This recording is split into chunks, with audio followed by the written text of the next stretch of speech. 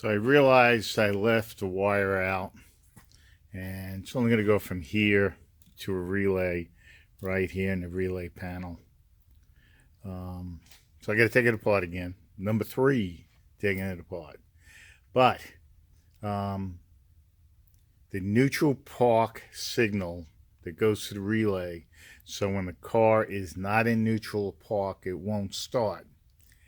I forgot to run the wire. I got to take pin 1 from the X1 connector, which also goes to the tranny. I think it's pin 3, and that tells it when it's in neutral, it takes it to ground.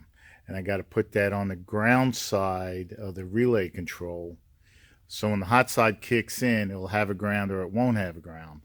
Only have a ground when it's in park or neutral. So, taking it apart, one wire I forgot. So, yeah, it's not too bad. They're close. I don't have to take the whole thing apart. And I'll get that done and move on next. I'm putting it in my documentation. So it's in there again. Short little video.